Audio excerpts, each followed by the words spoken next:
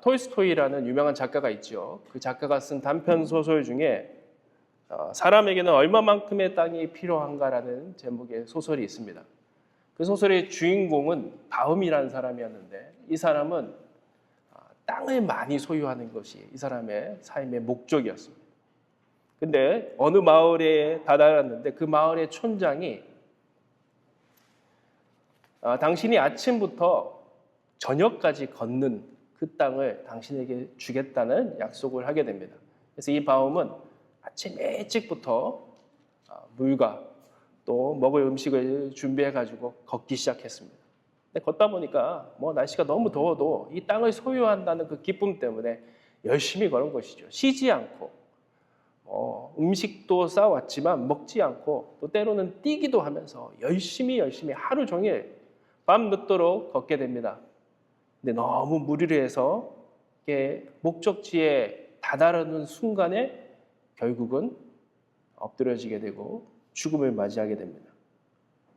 그 마을의 촌장은 하인을 시켜서 그 사람의 머리부터 발끝까지 길이를 재고 관을 준비해서 무덤을 만들게 됩니다. 그리고 이 소설은 이렇게 끝납니다. 바로 그 무덤이 그가 차지할 수 있는 유일한 땅의 전부였다. 여러분, 우리는 평생 사실은 이렇게 살고 있지 않습니까? 더 많이 가지려고. 그러나 결국 우리에게 남아있는 마지막은 무엇이 남아있을까요? 여러분, 우리는 모두가 다 사실은 잘 살기 위해서 열심히 살아갑니다. 좋은 직장을 위해서, 또 좋은 집을 위해서, 더 좋은 또 성공을 위해서 우리는 살아가죠. 자녀의 성공, 또 경제적인 안정, 또 사람들에게 인정받고 성공을 하는 것이 우리의 목적이고 삶의 방향입니다. 그것이 잘못됐다고 얘기하는 것이 아닙니다. 저도 사실은 살아가는데 필요한 물질이 있고 때로는 인정을 받고 싶고 성공하는 삶을 꿈꾸기도 합니다. 특별히 한국 사람들은 일제강점기라든지 또 6.25를 겪으면서 이 가난에 대해서 벗어나고 싶어하는, 그리고 땅을 소유하고 싶어하는, 잘 살고 싶어하는 그 욕구가 얼마나 강했습니까? 부모님들의 그런 것이 아이들에게 교육으로 또 전달됐고 그것이 또 우리에게 사실은 어떻게 보면은 흘러 가고 있는 것 같습니다. 미국에서의 삶도 별반 다르지 않는 것 같습니다. 오늘 우리의 삶의 모양은 달라도 사실은 우리는 더 많은 것, 더 좋은 것, 더 큰 것을 위해서 그것을 또 얻기 위해서 살아가는 인생입니다. 그러나 오늘 말씀은 우리에게 이렇게 물어봅니다. 너는 그것으로 만족할 수 있느냐? 아니, 더 나아가서 이렇게 묻는 것입니다. 정말 하나님께서 너를 이 땅에 만드시고 그리고 너에게 원하시는 삶의 목적이 그것이냐? 오늘 성경은 그리스도인의 삶의 목적이 무엇이라고 얘기하고 있습니까? 바울은 오늘 분명하게 10장 31절에 이렇게 얘기하고 있습니다. 그런즉 너희가 먹든지 마시든지 무엇을 하든지 다 하나님의 영광을 위하여 하라. 오늘 우리가 먹는 것도 마시는 것도 사실은 일하는 것도 공부하는 것도 가정을 돌보는 것도 그 모든 것이 우리의 삶의 목적은 하나님의 영광이라는 것이죠. 그렇다면 여러분, 하나님의 영광을 위해서 산다는 것이 무엇일까요? 하나님의 영광을 돌린다는 것, 단순히 우리가 예배를 드리고 또 성경을 많이 읽는 것만을 의미하는 것이 아닙니다. 하나님께 영광을 돌린다는 것은 우리의 삶의 기준들이 변화되는 것입니다. 이전에는 예수님 믿기 전에 나의 삶의 기준은 나의 이익이었습니다. 이것이 나에게 유익한가? 내가 손해를 보지 않는가? 이 일을 결정하면 사람들이 나를 인정해 주는가? 그리고 이 일을 하면 내가 성공할 수 있을까? 모든 것이 그 기준이 바로 나에게 맞춰져 있었다면 예수님을 믿고 난 다음에 삶의 기준이 변화되는 것이죠. 하나님이 기뻐하실까? 오히려 나의 유익보다 내가 손해를 보더라도 다른 사람에게 유익이 될 수 있는 일들, 더 나아가서는 사람을 살리는 일들이 우리의 삶의 기준이 되는 것이죠. 평소에는 우리의 선택들이 크게 다르지 않은 것처럼 보입니다. 그러나 그 기준이 바뀐 사람들은 삶의 가장 중요한 선택의 순간이 올 때 그 차이가 나타난다는 것이죠. 성경은 이렇게 얘기하지 않습니까? 사람을 기쁘게 하랴, 하나님을 기쁘게 하랴. 이런 선택의 기로 가운데 하나님이 기뻐하시는 일을 선택하는 것이 바로 하나님의 영광을 드러내는 것이죠. 무엇보다 하나님의 영광은 우리가 하는 말로 나타나는 것이 아닙니다. 연말이 되면은 연예인들이 시상식 소감을 발표합니다.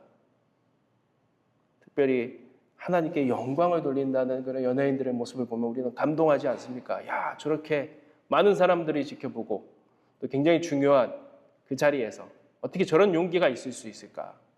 그러나 또 얼마 후에 기사를 보게 되면 그런 연예인들이 사건, 사고를 일으키는 모습들을 보게 됩니다. 오히려 그들의 하나님께 영광을 돌렸던 것이 하나님의 영광을 가리는 삶이 되더라는 것이죠. 하나님께 드리는 영광은 내가 하는 말로 드리는 것이 아니라는 것이죠. 내가 하는 행동들을 통해서 다른 사람들이 그 모습을 보면서 이렇게 얘기하는 것입니다. 야, 저 사람을 보니까 하나님이 살아계신 것 같아. 아니, 저 사람이 저렇게 평소에는 살지 않았는데 교회 다니더니 사람이 달라졌어. 그때 그 모습을 통해서 하나님의 영광이 드러내는 것이죠. 오늘 본문에는 제사 음식을 먹는 문제에 대해서 바울의 가르침이 나옵니다. 여러분, 당시 고린도 교회에는 많은 이방인들이 있었습니다. 그리고 그 당시에 있는 사람들은 많은 신들이 있었기 때문에 아침에 일어나면은 자신의 음식들을 신들에게 바치고 그 음식을 먹었고, 또 어디를 방문하더라도 뭐 길거리에 파는 음식들도 신에게 바친 음식들이 많이 있었습니다. 말 그대로 제사 음식들이었죠. 사도 바울이 고린도 교회에 그런 문제들이 있음을 보게 됐습니다.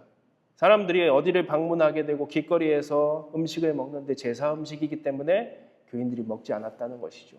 그리고 다른 사람을 방문했는데 그 사람이 내놓은 음식을 제사 음식이라고 거절하면서 많은 문제들이 생기기 시작했어요. 여러분, 제사 음식을 먹어야 될까요? 말아야 될까요?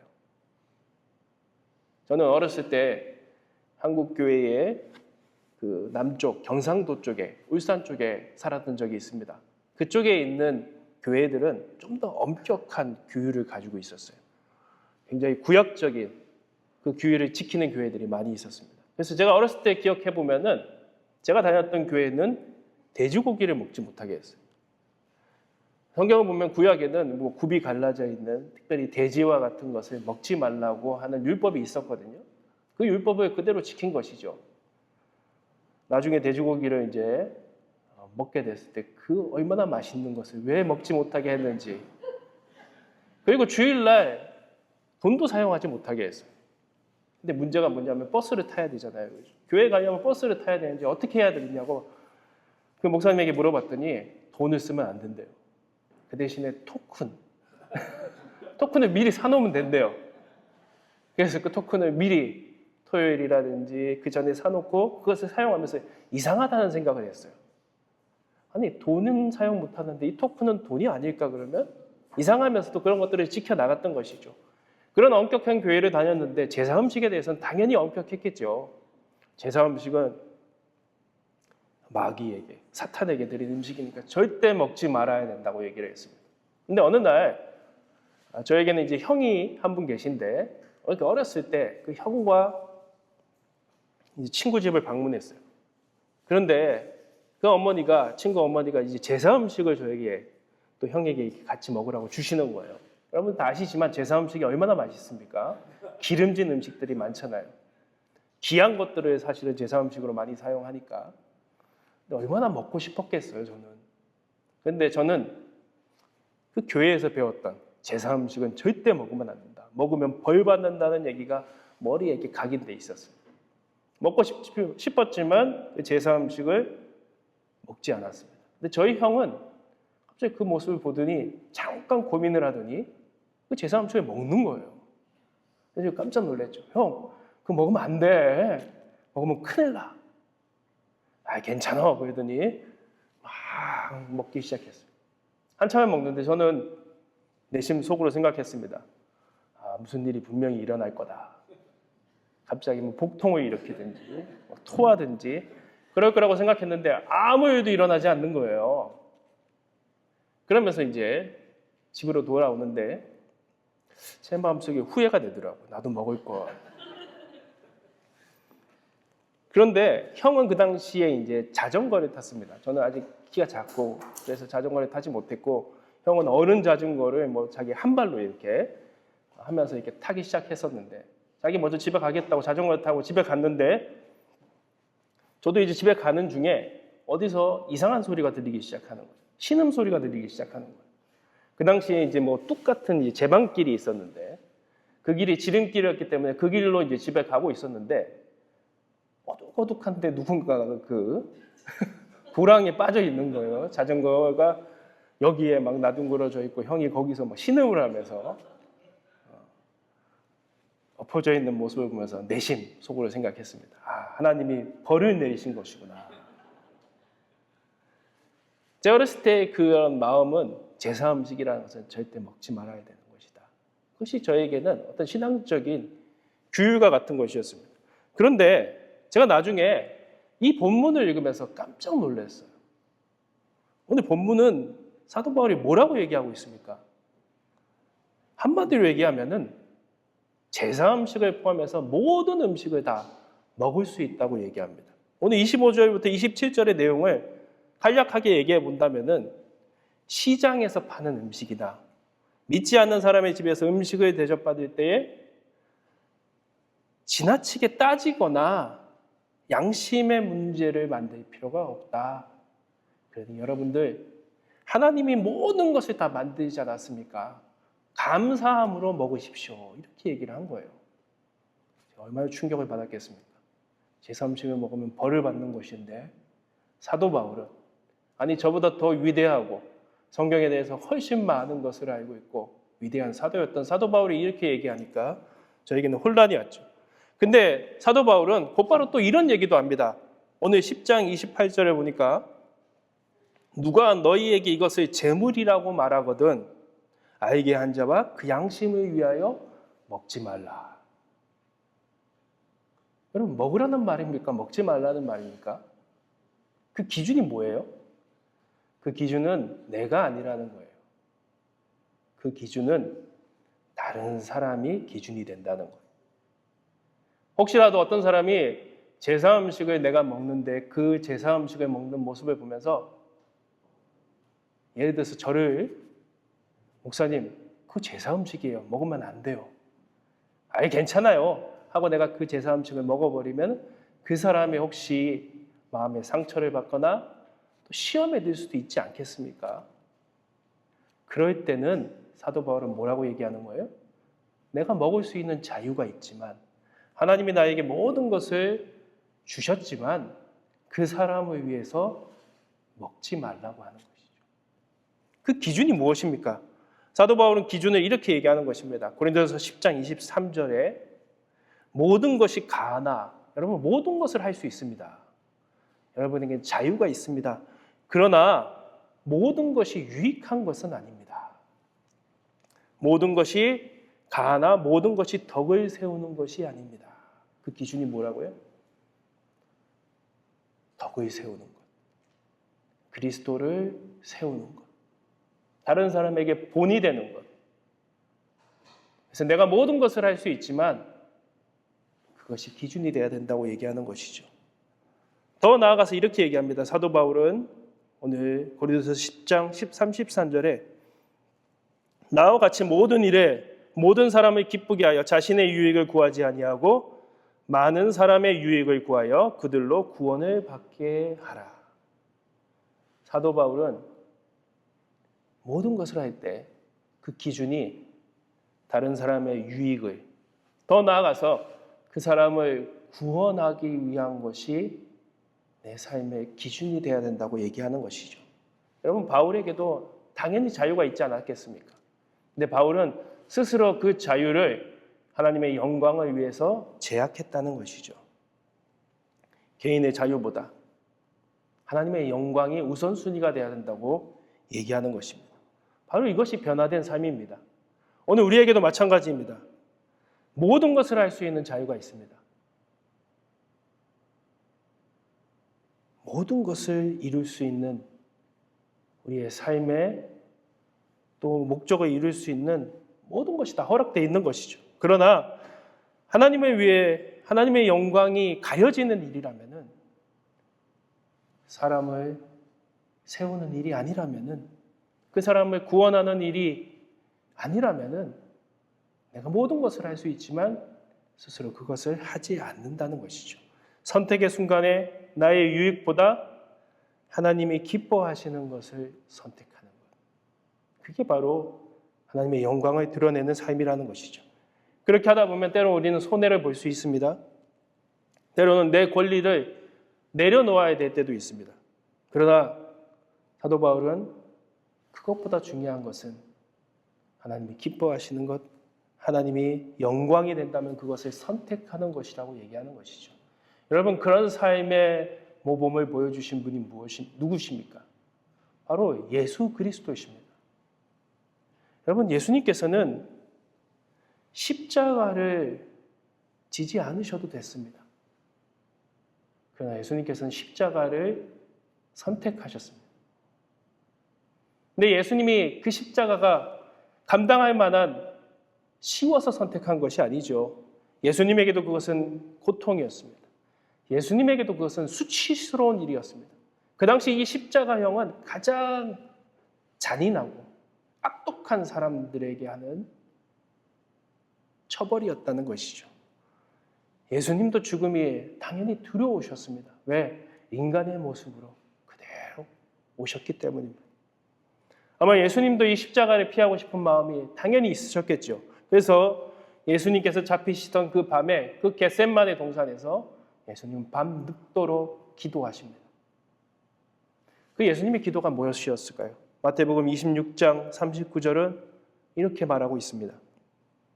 얼굴을 땅에 대시고 엎드려 기도하여 이르시되 내 아버지여 만일 할만하시거든 이 잔을 내게서 지나가게 하옵소서. 예수님도 이렇게 기도하신 것입니다. 이 잔은 죽음의 잔이죠.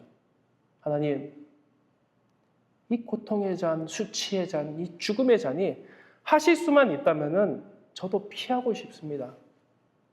지나가게 해주십시오. 근데 예수님의 기도는 거기서 끝난 것이 아니라 이렇게 기도하십니다. 그러나 나의 원대로 마옵시고 아버지의 원대로 하옵소서. 예수님께서는 그 마지막에 그 선택은 자신의 뜻이 아니라 바로 하나님의 뜻이었다는 것이죠. 왜 예수님께서 이 고통의 잔, 죽음의 잔을 선택하셨을까요? 이 잔을 마셔야지만, 그 십자가에 달리셔야지만 우리를 살릴 수 있었기 때문에. 그리고 하나님은 이것을 통해서 영광을 받으셨습니다. 여러분, 오늘 우리의 삶은 어떻습니까? 나는 무엇을 위해서 막 달려가고 있습니까? 우리의 인생의 목적이 무엇입니까? 잘 먹고 잘 사는 것, 성공하는 것, 자녀들이 좋은 대학에 가는 것, 저도 그걸 꿈꿉니다. 그러나 그것으로 끝나는 인생이 되지 말라고 오늘 성경은 얘기하는 것이죠. 더 나아가라는 것입니다. 오늘 우리의 삶의 목적이 나에게 머무는 것이 아니라 하나님의 기쁨이 되고 하나님의 영광이 되기 위한 선택들을 힘들고 어렵지만 해나가라고 말씀하시는 것이죠. 여러분, 하나님의 영광은 특정한 사람들만 드릴 수 있는 거창한 것이 아닙니다. 오늘 우리가 삶의 어떤 문제들을 만날 때, 선택들을 만날 때, 또 뭔가 상황들을 만날 때 하나님을 의식하면 되는 것입니다. 예수님을 마음속에 기억하면 되는 것입니다. 그리고 나서 어떤 선택을 해야 될까 기도하면 되는 것입니다. 그럴 때 우리의 삶의 방향들이 조금씩 달라지기 시작할 것입니다. 하나님은 그것을 통해서 영광을 받으시기 시작합니다. 그것을 통해서 다른 사람들이 주님 앞에 돌아오기 시작합니다. 오늘 우리 모두가 삶의 목적이 나에게 머무는 것이 아니라 하나님이 기뻐하시는 일, 또 더 나아가서는 하나님께 칭찬받는 삶으로 나아가시는 그런 은혜가 있으시기를 주님의 이름으로 기도하겠습니다.